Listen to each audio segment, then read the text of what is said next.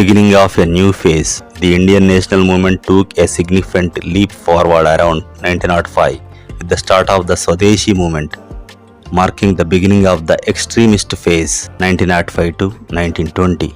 Trigger for mass movement, partition of Bengal. The primary trigger was Lord Curzon's proposal to partition of Bengal in 1903, which was implemented in 1905. The British motive was seen as a political act to divide the Bengal people and weaken the national movement. Methods of Swadeshi movement. Boycott. A mass response was organized calling for the boycott of English cloth and salt. This expanded boycotting all government institutions like schools, colleges and courts. Public protests. Public burning of foreign cloth and picketing of shops selling foreign goods became common. Women refused to use foreign bangles and utensils. People set up their own Swadeshi schools, colleges and parallel courts to settle disputes. Impact and participation. For the first time, women, students and a large section of the rural population became actively involved in politics. The spontaneous unity of diverse groups formed the basis of a stronger Indian nationalism. The movement gave a tremendous encouragement to Indian industry, stimulating the production of Swadeshi salt, sugar, matches and chemicals. Example, P.C. Rai's Bengal Chemical Works. It encouraged Jamshedji Tata to open his steel plant and created huge demand for indigenous textiles.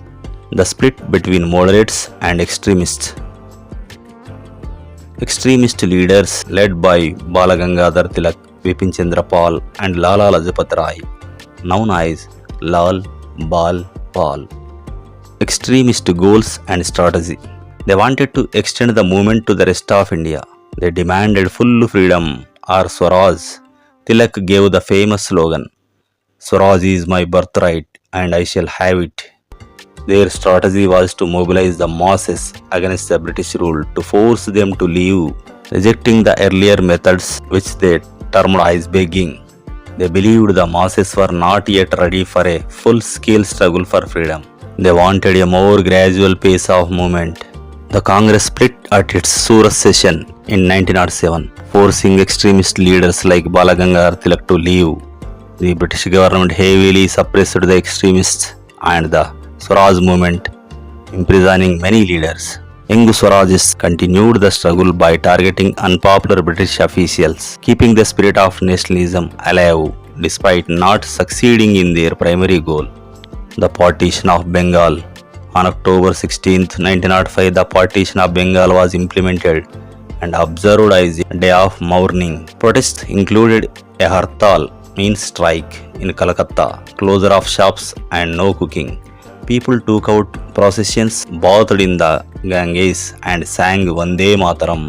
As a symbol of unity, people tied Rakis on each other's hands. Mass meetings were addressed by leaders like Ananda Mohan Bose and Surendranath Banerjee, with attendance reaching about 75,000 people. Revival of the national movement. The movement was revived in 1915 after Tilak's return from exile. Tilak and Ani Besant joined forces to launch the Home Rule movement. The two functions of the Congress, extremists and moderates, reunited through the Lucknow Pact in 1916. The First World War. World War I began in 1914 and lasted for nearly 5 years, ending in 1918. The primary conflict was between Britain, France and Russia on one side and Germany and its allies on the other. Indians expected democratic reforms after the war, but Britain introduced even harsh laws leading to widespread discontent. During this period of increasing repression, Mahatma Gandhi returned from South Africa and joined the Indian freedom movement. Global impact of the war.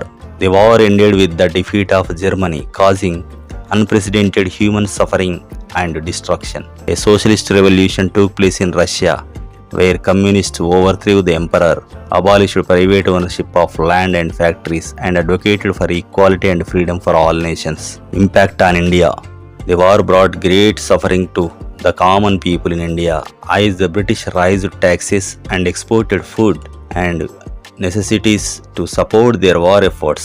The success of Russian Revolution inspired people in India, fostering the belief that unjust rulers could be overthrown to build a society based on equality and justice. During this period, Krishna Patrika was a newspaper started in Machilipatnam in 1902.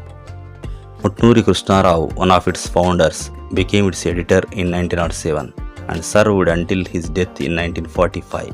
This newspaper played a crucial role in publicizing India's freedom struggle.